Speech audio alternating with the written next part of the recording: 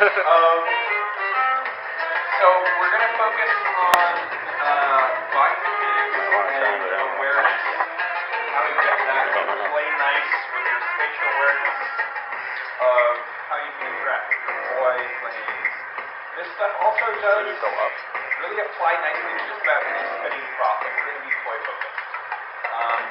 And I haven't get that much sleep over the last 4 hours. So I'm going to need crowd participation, both in helping me illustrate various plane things like that, and in helping me remember the key points of the stuff that we explore through today. There's some like new twists on things that I've been playing with that I'm going to be communicating with you, so you guys get like the fresh new Alien Dawn twist on this material. Right.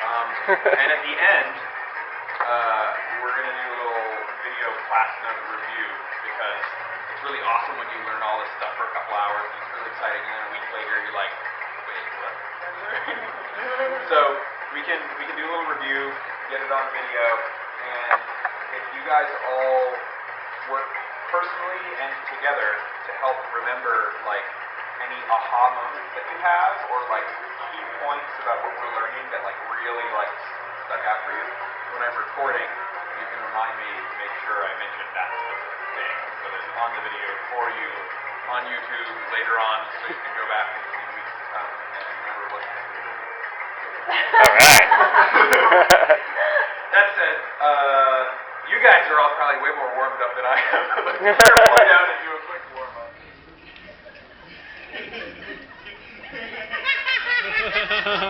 Alright, this is going to be tense.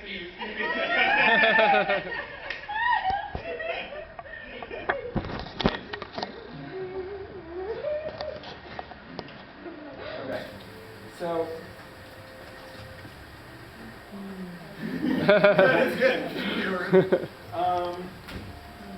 So let's go ahead and pick up our toy. Basic sweeping turn. We've all probably done it before. Spinning tit forward, together time, same direction. As your ploy, but I want you to bring some awareness to when you start the turn, when you're midway through the turn, and when you really sort of finish it. So in line with what we were doing with our hands, your ploy will be swinging down as they sweep past the horizon. That's really when you have to commit to starting your turn. Your ploy will be sweeping past the ground halfway through and finishing as the ploys come up to the horizon as well. You've all done this before. I just want you to try to really pay attention to those moments. Yeah, we might have to, with this footwork, if you want to spice it up even more, instead of just simply opening the feet, closing them, see if you can step like this, right? Weird position, but it totally comes into play.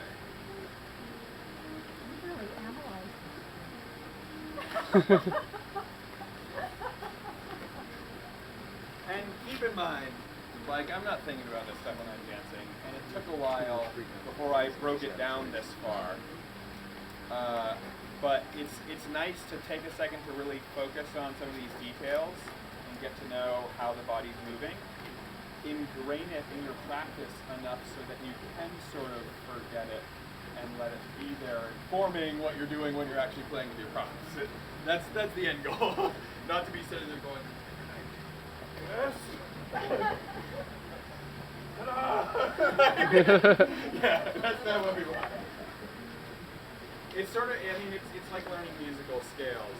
You don't want to try to be improvising in a band and like really analytically trying to think about like what you're doing with your scales. You want to have played with them enough where you totally forget it and you just feel what comes out of your fingers in the moment. Yeah, exactly. Okay.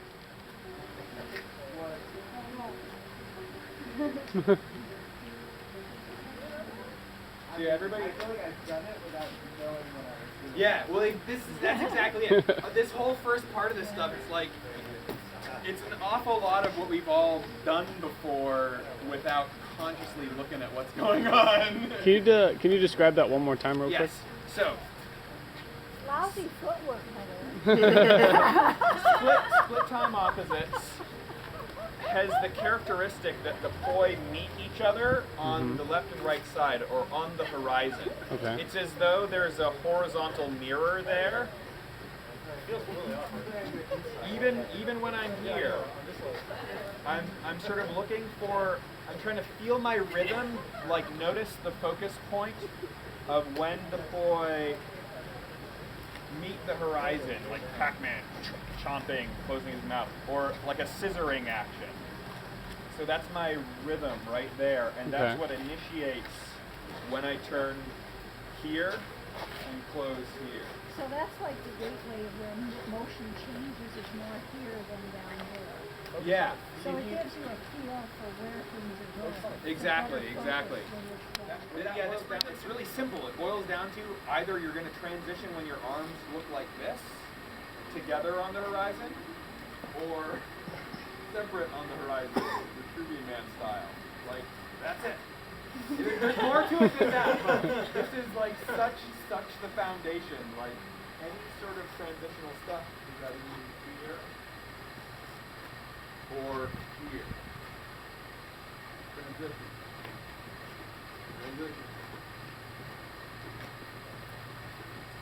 Transition. It's all here or here. We're watching your footwork. Okay. So yeah, let's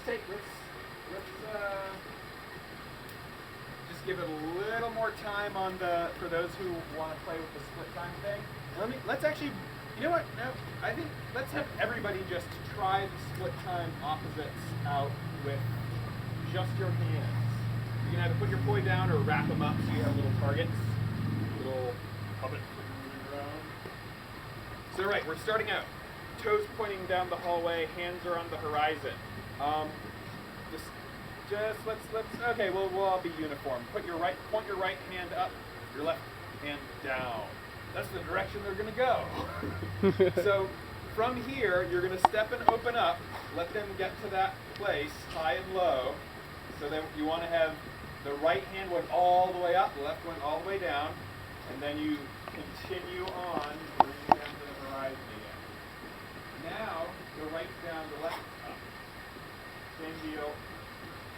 Step, open up, left's all the way up, right's all the way down. They continue on, closing, finishing the turn at the horizon. Everything is like In line on this plane, Oh, exactly. okay. Yeah. If you are a quarter turn, if your body's turned a quarter turn, and you're like in wheel plane doing something, then facing this way, of course I'm going to get like that. Yeah. Because this is actually meant to be on that plane, Yeah. and this is meant to be on that plane. So it's but very- from the side, it looks okay. Yeah. It's a parallel line. Yeah. Body motion, we're going to stand facing each other and imagine our wall plane here. It's a glass one. We can like touch hands through. We're like mimes. Okay. The idea though is that we're essentially, by touching each other's hands, we're sort of insinuating this plane here physically, and we're gonna start out by placing the hands over here and allowing a little bit of torso turn. Like let your belly button and your sternum sort of point over there where your hands are on the horizon. Fingertips pointing to the horizon. And let's move the outer hands up and the lower hands down. The lower hands will roll back to back, and we're going to turn and face each other and take a moment with your partner to sort of check your posture and check that you're actually aligned on the center line of the body. Then continue on by turning your torso, getting the hands, Pac-Man chomps on the horizon, continuing on. And notice how you can really, as this starts getting comfortable and smooth, it can really become a lot about like the torso turning, like turning your torso together in a mirror. 180 to face the right at the corner. We're going to start facing the wall plane. That's actually starting movement. And we're just going to pivot our foot and step around here to make another half turn to face the other wall plane. wall plane, wall plane, wall. Yeah. If you have like, you know, a wall you can stand in front of at home, or like here I've sort of picked this little line in the pavement as a visual reference. Or if you have a brave friend, you could have them stand there for you. I don't know how brave that. So we're going to go through 4 quarter turns. So I haven't super emphasized it in this one, but I did sort of touch on the quarter turn thing. There's really like 4 cardinal directions that you're sort of phasing through as you turn your body around. And same thing with spinning. Like there's all these 4s, and it, without getting too deep into it, has to do with angular momentum and right angles and sort of how the universe managed to stack itself up that way. It works great. But suffice to say that we're sort of going through these 4 cardinal orientations, and with all the stuff we're playing with, we're wanting to feel comfortable in each of those positions, like pausing there and spinning there, and also comfortable just flowing through them in the transition. So what we're going to do now is we're going to start out facing a wall with our toy dangling on that wall, and we're going to make a quarter turn so that our shoulders to the wall, which means one poi is easily hanging down, the other poi is dangling over that shoulder, because these pois are always going to stay on this wall no matter how we turn our body. And we're going to keep turning our back to the wall. The poi are dangling on the horizon on the wall with our back to it. We're going to keep making another quarter turn to have the other poi come to our shoulders and dangling over our shoulder. We make a final quarter turn and we're back where we started. And our bodies made a full circle, and the poi have made a full circle, but they never left this plane. So let me show you actually how to move the wall. Right? Like with this, I should essentially be able to like have my poi touching this wall, and as I turn, I should never have to lose contact with that plane, with that wall.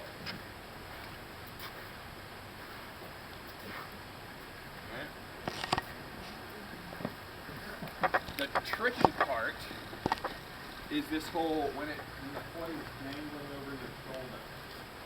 The way I like to think about this and teach it is that your poi and the arms holding it make a doorway, make like an archway that your head is going in. Your head sort of threading the needle through that archway so that you can actually get the poi behind your head and continuing on. So there's a really nice, so check this out. Like from here, yeah, there, exactly. Then the tricky part is from the back, this hand has to like, you have to thread your needle from behind your head. Yeah.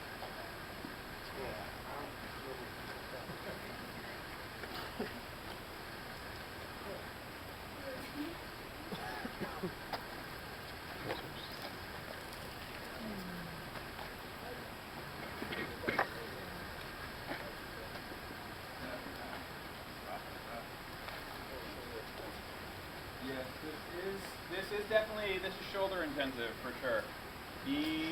Listen to your shoulders. Give them grace. Give them love. Rest them.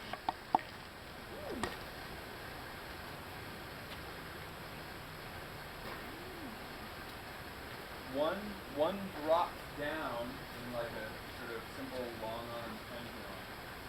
That's the one that's swinging down. The one that comes past the shoulder is one of these guys, a sort of linear extension, or I should say actually linear things. Other things.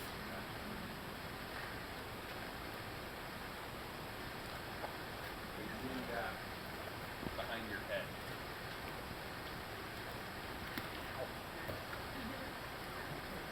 And so to take this from exercise to something that's sort of like a nice move potentially, you're trying to get a timing where yourself.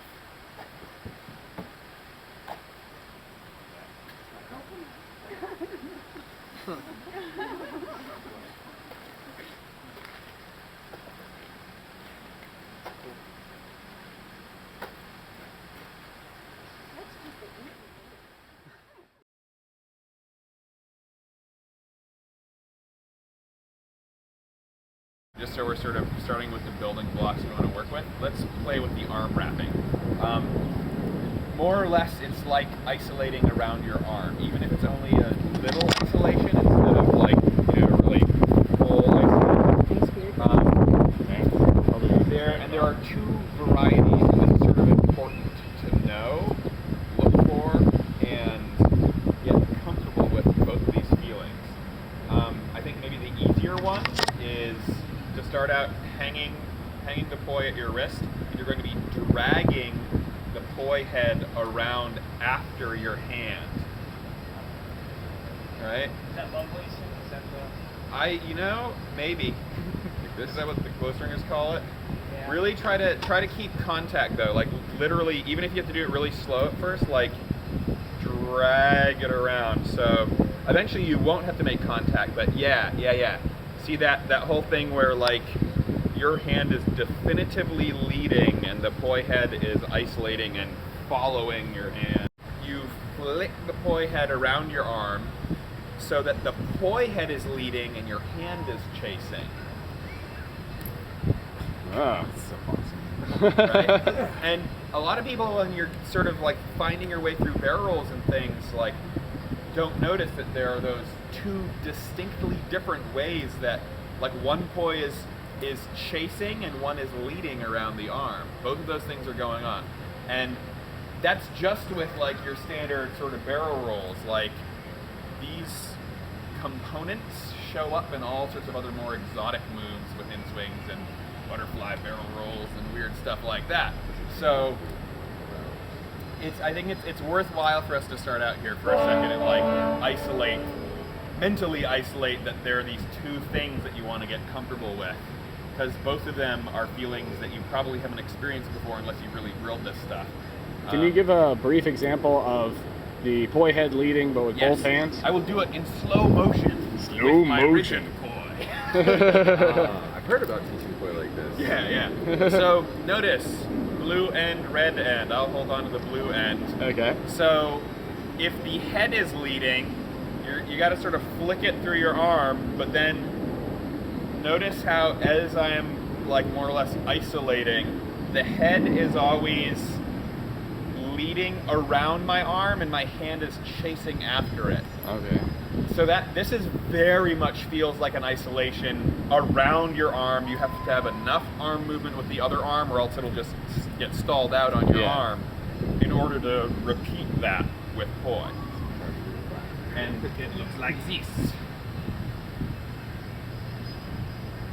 Right? So you see the isolation with a little like the rev there to sort of get it over the top.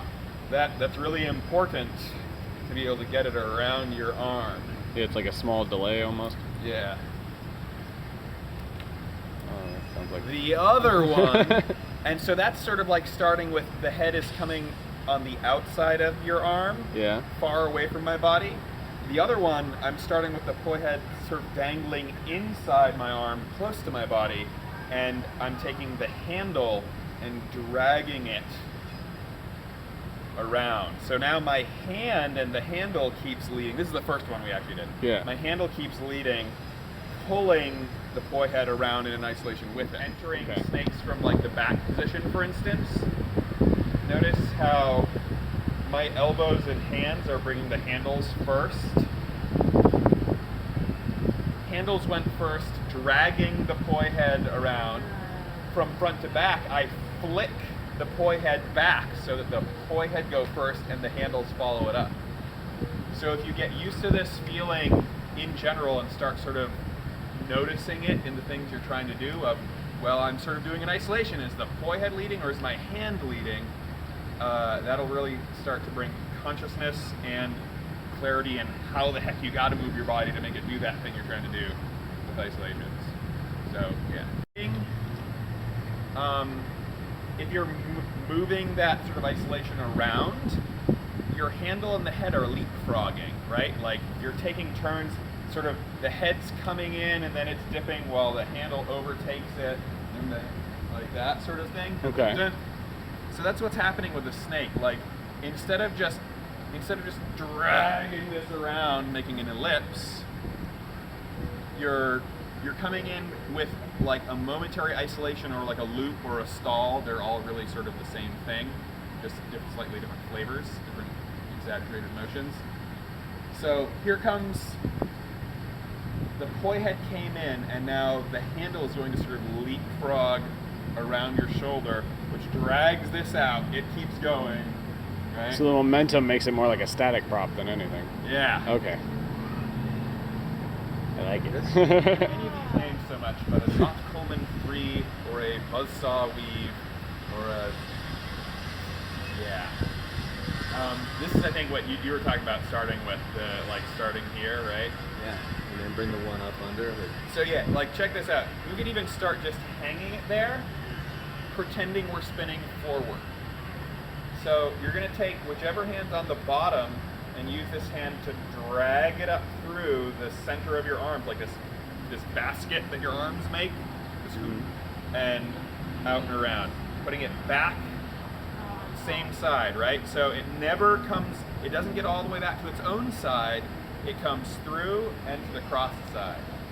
Through and to the cross side. Would a barrel turn be a little too slow reacting? Because I noticed you have to like put it far out afterward. Like, I'm exaggerating. No, barrel. actually, like once you get this going, this is what it'll look like.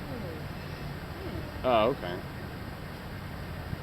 Key does a lot of nice lady things with this. I noticed.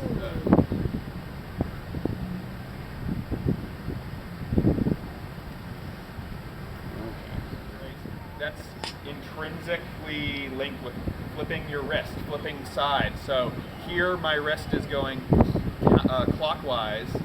Over here it's having to rotate counterclockwise. That feeling of sort of changing sides happened. But what if you just like go from armpit to over the arm? Like make a figure eight like this for a second. Get used to how that feels. Armpit, other arm, armpit, other arm.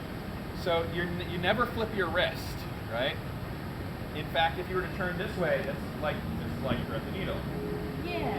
The only other time with like sort of beginner basic poi moves that people experience not flipping their wrist and doing figure eights that way is pushing and pulling thread the needle, which if you look at it from the side is in fact still making figure eight shapes, but you're just not flipping your wrists. So a lot of these inversion-y things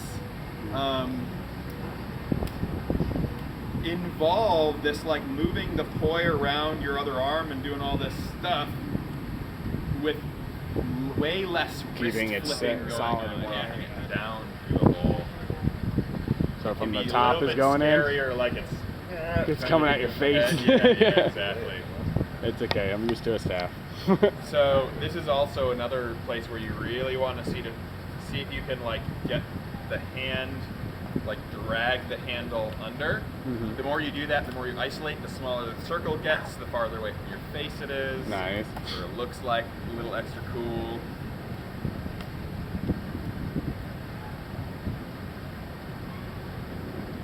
Are you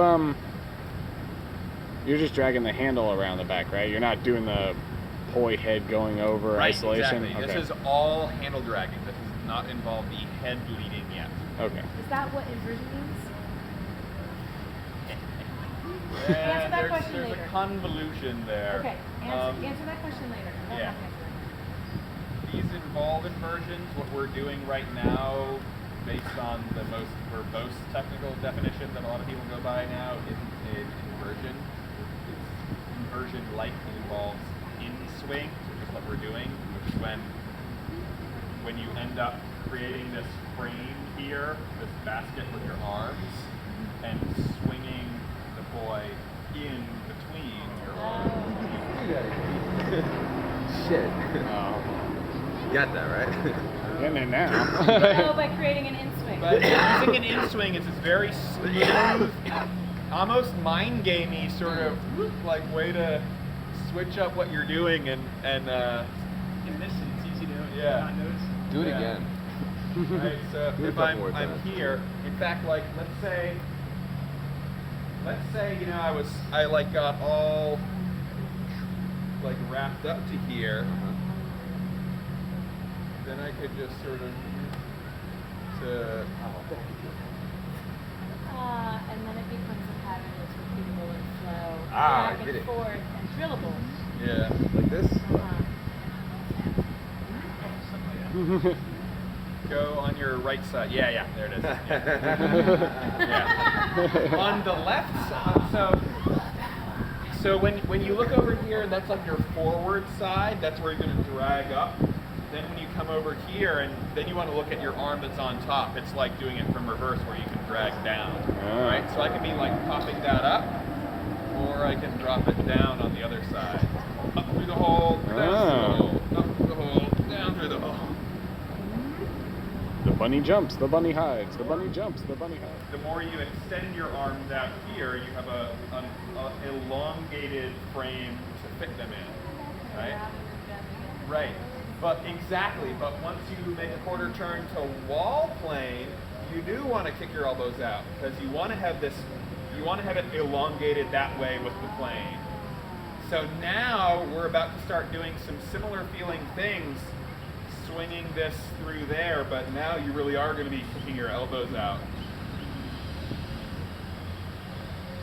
Right, so it's stretched out to make it long this way, flatten it to your chest and kick your elbows out to get it around here.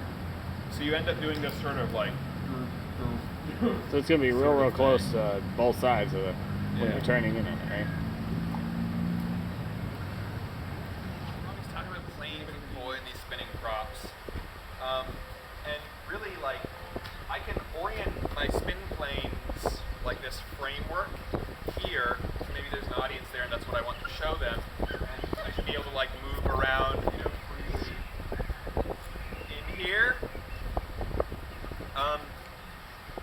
I think it's important to sort of think of these as the boundary planes, the bounding box.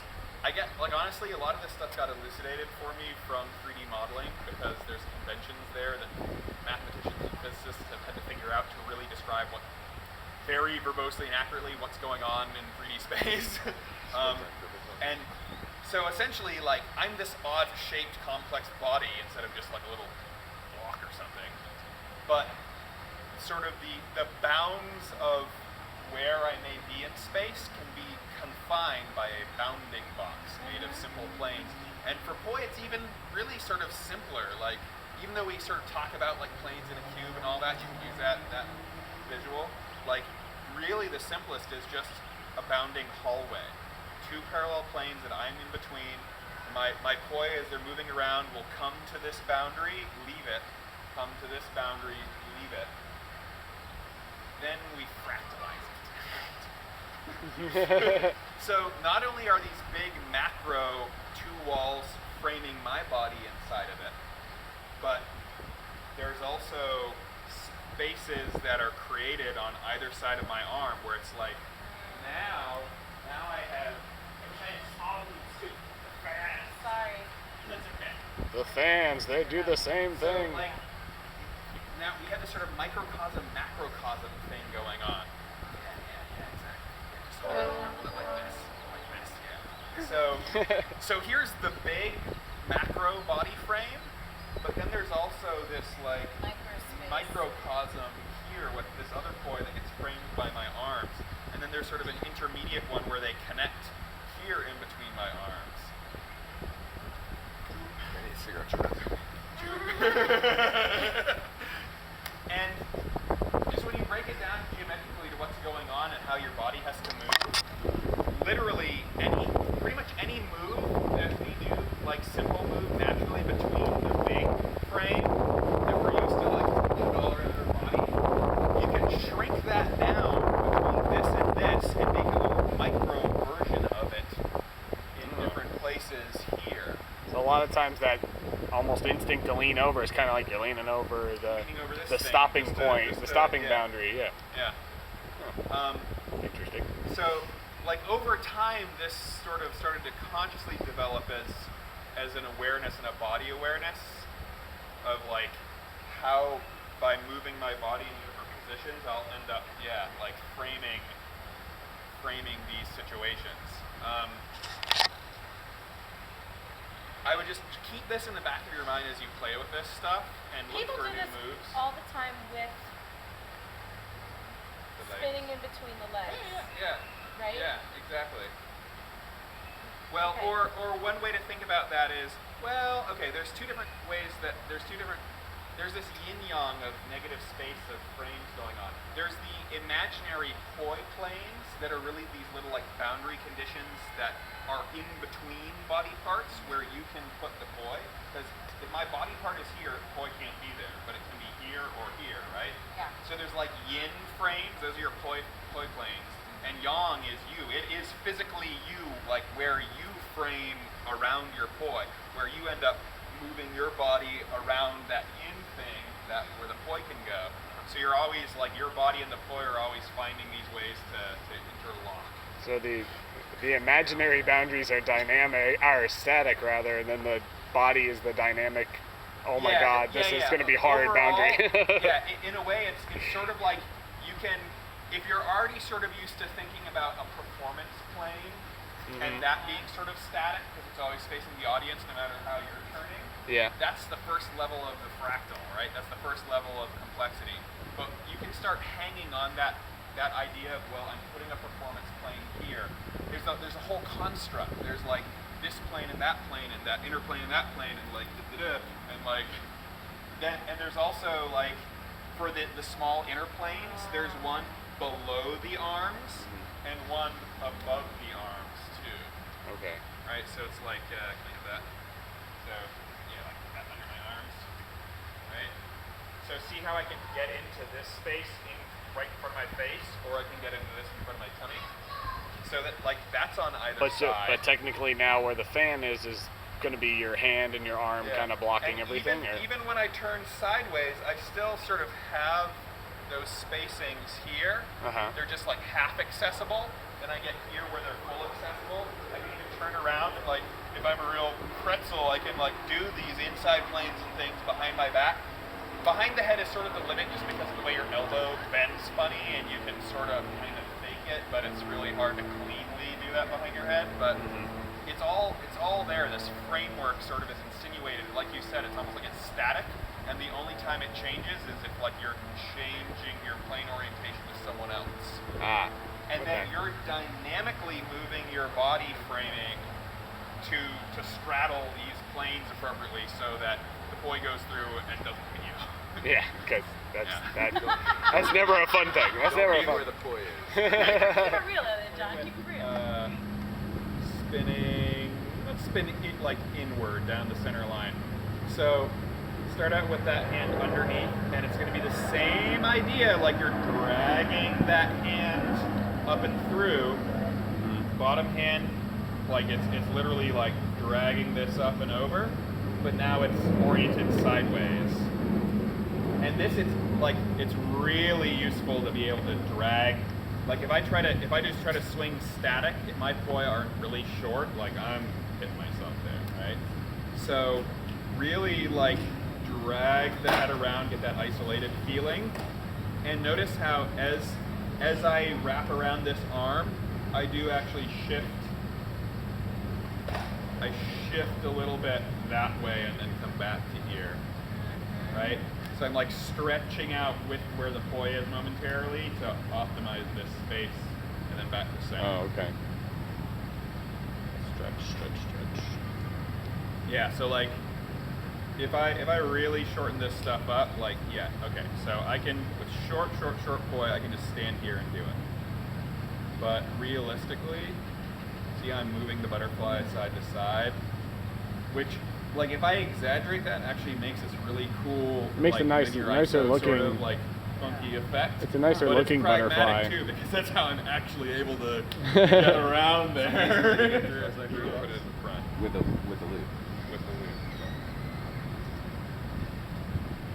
So, and there's actually, like I said, unless it's super short, there's going to be a little back and forth. Can you break that down one more time? That little 1-by-1 step. I like Yeah. that. That was actually probably going to be really useful. So with thread the needle, you're doing this sort of thing, stacking not only which hand is on top, but which is behind and which is in front. That keeps changing. So what you're going to be doing is whichever hand is coming back underneath, you're actually going to turn that inward for an in swing and drag it through the arm to get it on top. Oh, okay. So it's that draw the circle on the tummy, get over the arm. And the more you kind of get the feeling of where it actually is on your body, the more you can stick your elbows out. And I'm doing the simple version with together time. It's just a 2-beat. But honestly, I prefer split time with this. So you got to make sure you know split time 3-beat thread the needle, which, by the way, an easy way to break down. Like, okay, together time, you stack your hands vertically in line with that sort of vertical mirror effect where they're meeting. Split time meets side to side, it's got a horizontal mirror, and you stack your hands on that horizon, side by side next to each other. So a really easy way to learn split time thread the needle is to stack your hand across the other. Stack your hand across the other. Getting used to both of those positions until. And that's your prerequisite for the inverted one. So now notice how much smoother this is. Because this is 3 beats, 3 rotations, you have a little extra time in between each in swing you have to do. Yeah. And it just really feels like it flows a lot smoother than this like thing, right? Sure. But yeah, this thing's great. Like from here, you naturally sort of get that moving and back and forth thing, and sort of play with moving that around. And this is, I love this, because naturally not only are you moving back and forth, but like one poi is coming up through the center while the other is dropping down. Look familiar? You can do split time opposites. Yeah. It's So gonna come under and in, this right? can turn into Inverted wall plane split time butterfly opposite flowers. Reverse anti-spin triple tosses. With a twist. Still my favorite part of that movie. With that a movie. twist. You remember that, right? From the Shit Spinner Say video? Yeah. I call these anti-spin split time triple tosses.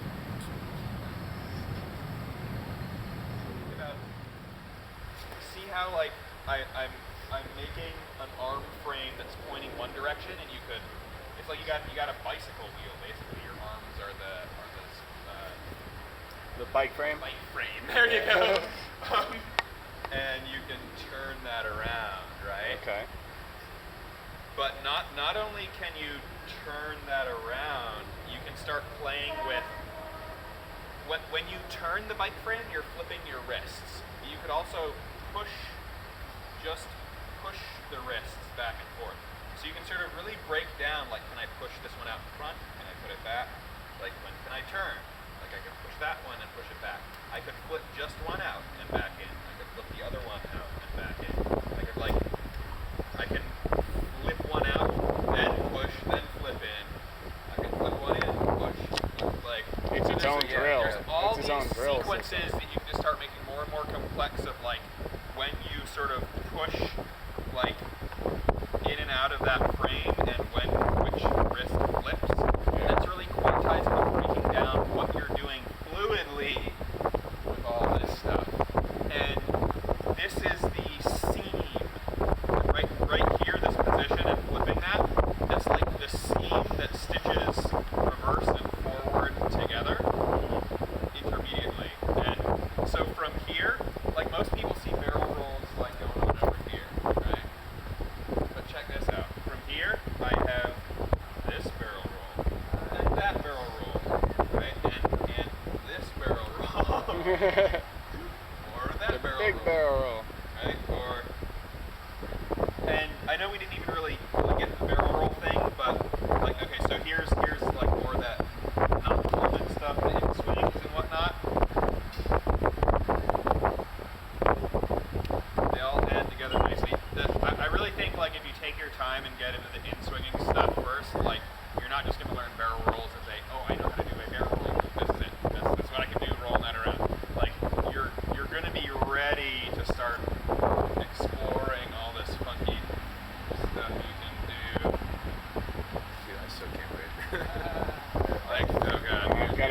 months of material right now for poi.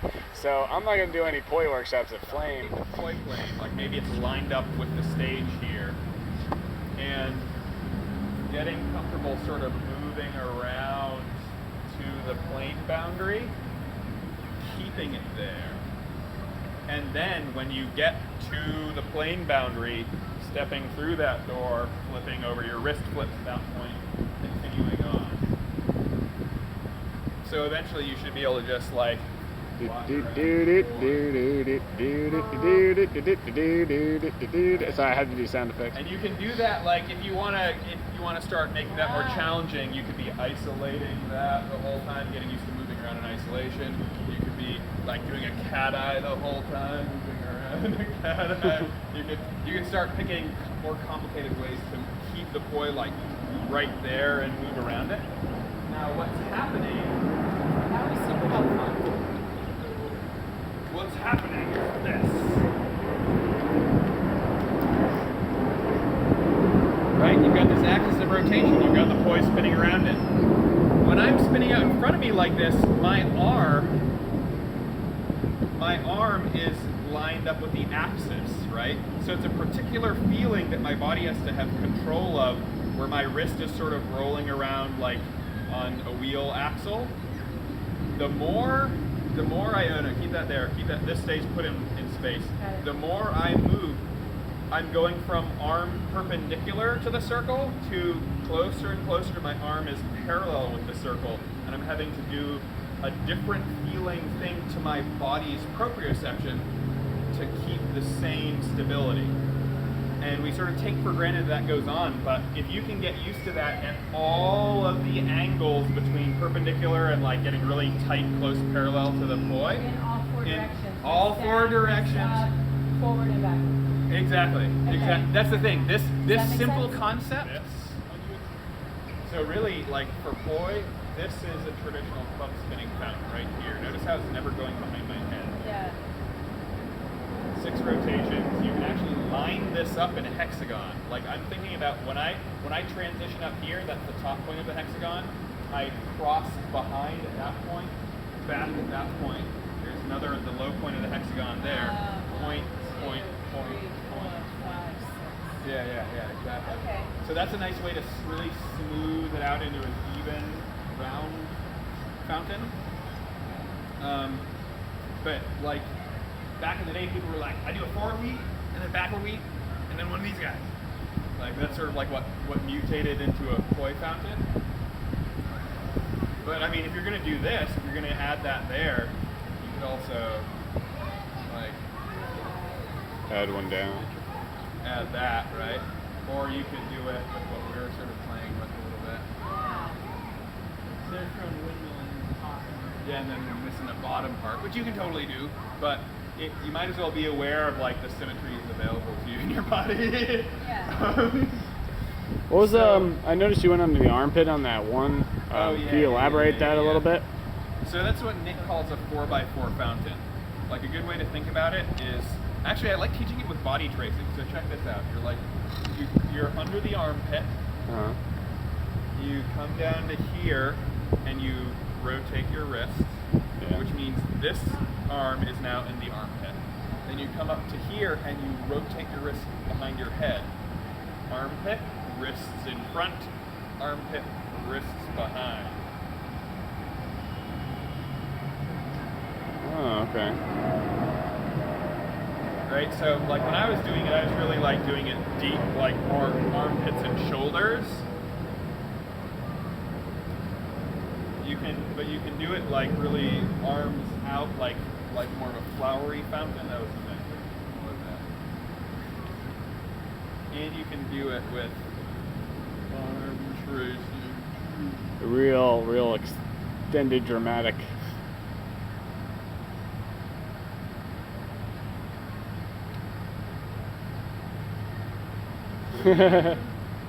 That looks very smooth and comfortable looking, where you can almost like around the big circle over the rainbow down here, all that stuff. Really, not only notice that you're pointing your cross point targets around, doing a circle this way, but really pay attention to two sides. So remember those boundary planes I was talking about? I have a boundary plane here. Right now I would think of it as in front of me, but it'll change if I change my body. So what I'm going to do is I'm going to say like ocean side, building side, right? So it's like ocean, building, ocean, building, ocean, building, ocean, building. So that's really like, right? I can reorient my body without getting as confused by focusing on those things and making sure I'm like keeping the rhythm as I'm pointing my cross points and turning around. Right up here is where it gets weird, right? Because you're doing it this way, and when you're up there, your cross point's pointing up, you're going building ocean, and you turn around underneath that. Like, it's really disorienting until you like focus on. It almost looks like you easily lose the plane on that one. Yeah. So that's a really interesting exercise, this as well, that I think even most advanced spinners have missed. And so you can turn your body really slowly at first. Yeah.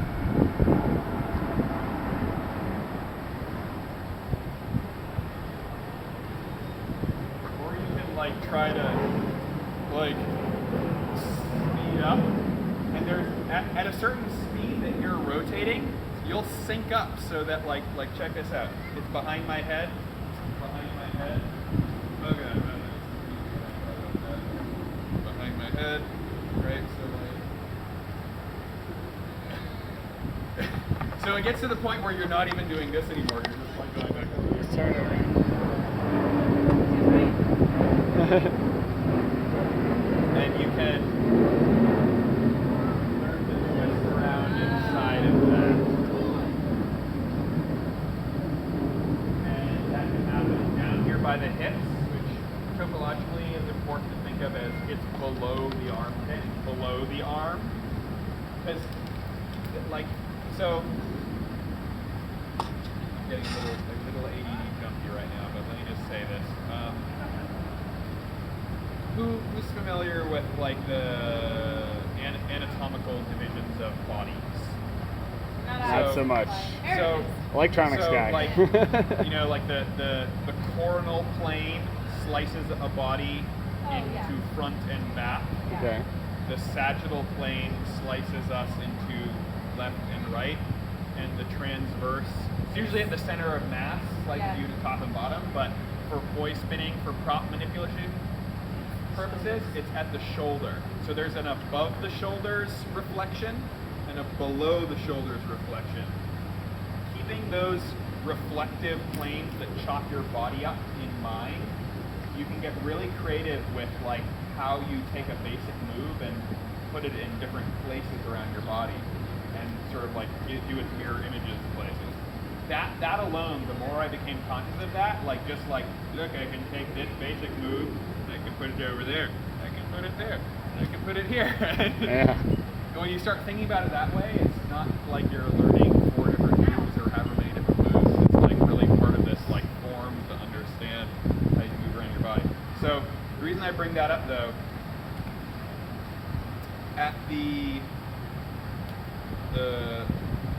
transverse chopping you above and below shoulders, just keep in the back of your mind that if you're doing an exercise below your shoulders like this, there's also one that goes on up above, which is where I got to that funky flowery Foldy over.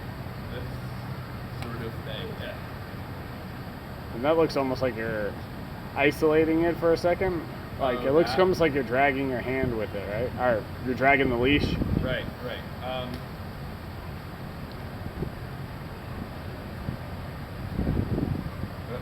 get over there.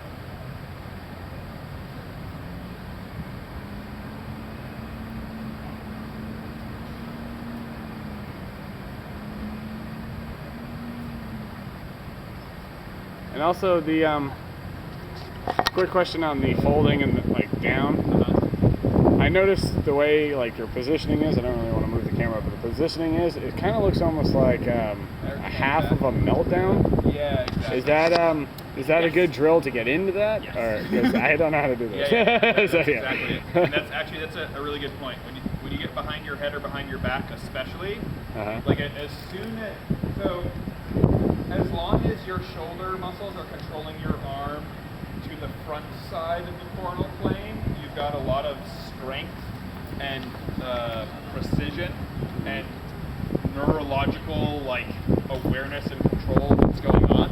As soon as you start getting back behind there, your strength is at 30%. It's you awkward. lose a bunch of control, strength, and awareness. So instead of trying to muscle back here, it's much nicer as you get twisted up into these sort of positions to I literally temporarily I rest my arm on the small of my back and sort of use hip and body movement to get to the next position. So, yeah, because your body's a lot stronger. Yeah. I mean, you're in a fucking joint lock here. You really want to try to spin like that? People don't want to be in that position as it is. Yeah. So all this stuff. See how I keep getting whichever arm is the most across my body. Yeah, it definitely looks like you're putting it against your back with the inside arm.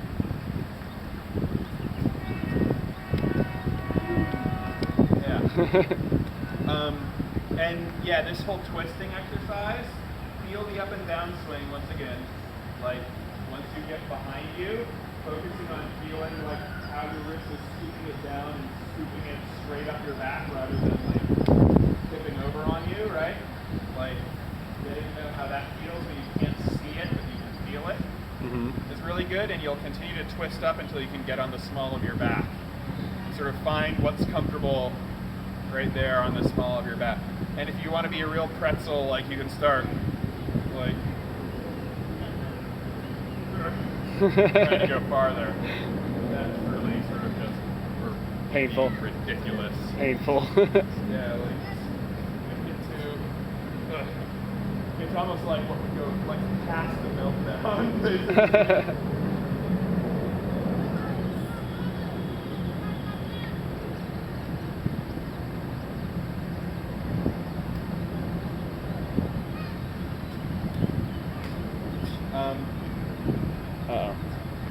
Yeah. So the whole split time is a sequential, right? You got to really get used to. I totally remember this too, where whenever I was in split time and I get into sort of unfamiliar territory, it was really easy to get back into together. Yeah. With split time, really think about this. Emphasize a sequential feeling. This goes, then you turn, then this goes. Okay. Right? So it's sweep, turn, sweep. Okay. And as far as the weaves are concerned, is that the same similar process with the weave, or because you said you had the extension weave where you have to scoop on it, but Wait. Oh, maybe I didn't quite understand your question. Were you talking about going from weave and tucking it here? yeah, because the way you described it when you were turning with it, you said you scoop, right? But almost every time I ever do a scoop, and that includes with the split time, so that still was helpful. It winds up going same time instead of weaving. So you're talking about doing like this. Yeah. No, playing with the sequential thing is where it's at. Whenever you're turning with these tuck turns, the arm you're turning away from tucks first. As you turn, you're carrying this along with you and then tucking it as you're completing the turn. Okay, and that will splits it? really separate. Yeah, really watch that. So it's tuck, carry, tuck. And as this one is tucking, then this one is, as this tucks, that comes out. Another, and actually a way to look at that is that you're actually using two different cross points. A weave, they're both hitting the same basic cross point sequentially. Hit, cross, cross, cross, cross, cross, cross. Yeah. Right? With this, I'm going, I tuck, and then as I do that, I hit a cross point here on this side of me. And as I come in here, I'm hitting a cross point there on that side of me. Okay. When that happens in split time, so think about this. So think about there's a cross point on either side of me. Back here, like they're my cross points, right? If I'm in together time, I can cross both through her and do some stuff, then both through her. If I'm in split time, one is crossing there and one is crossing there at the same time. Okay. Which that, like, for most people, split time feels like that sort of cross like through one cross point. So there's this different thing that happens in split time. See, I'm in split time, same direction, but my cross points are landing there. The cross points land at the same time because it's two different cross points. Oh, okay. So when you're doing this, I really to break this down, it's like I get to this position, like when we were twisting up, and then when that happens, it's really that like both of them do their figure eight at the same time. They both crossed at like the same, that. and then Yeah. that keeps it split time. Just now, of course, Yeah. reversed. But yeah. So the cross points happen at the same time, but how you tuck in and out of it happens sequentially. So it's like sequential, they both cross, but this thing's movement is sequential to make that happen. It's a bit of a paradox when you break it down that far. Yeah. So don't think too hard about it, but as you're playing with it, maybe you'll notice like, oh, wait a second, like I'm like sort of trying to, like I'm actually trying to tuck that one first. We have the normal inversion one. In spin version of this thing, we're coming up and out. Yeah.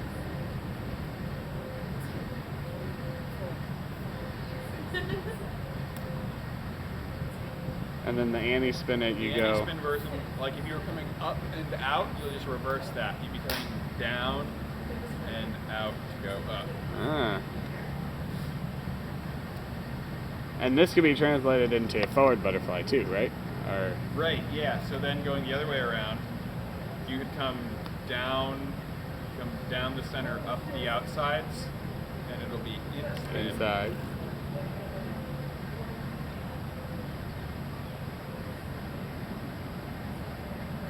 Or you can come up and out, which I think is that's what we were originally doing. That's the inside anti-spin. Okay. This one is the anti-spin with them going inwards. Yeah. Okay, so And forward notice how- forward more because of the fact that it swings in. Most of the moves that you're doing, it's going to point in on it, whereas if you're going whichever the direction it's pointing on it. It's kind of hard to explain that one to describe that. Notice how that pedal points out away from you. Yeah. Out away, out away, out away, up away, out away, down away, up away. Okay, yeah. And in spin is like in towards me, up and in, up there and in, down there and in. Okay.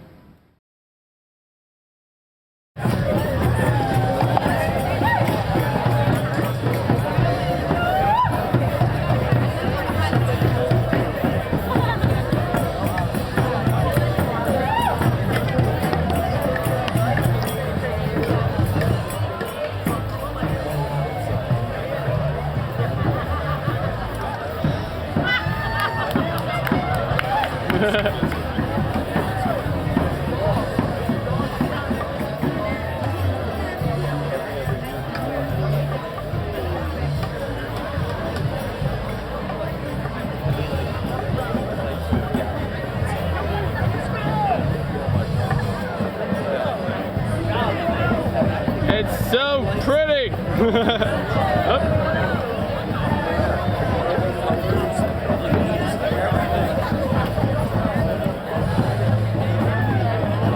Oh yeah.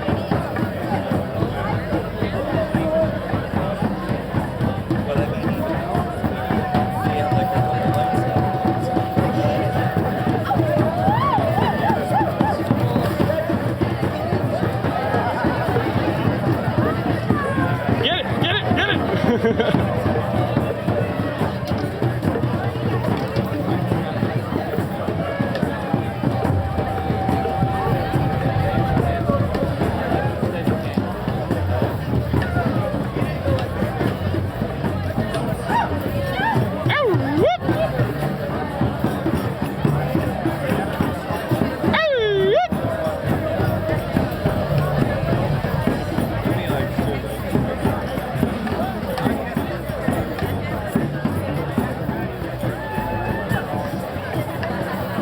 Yeah.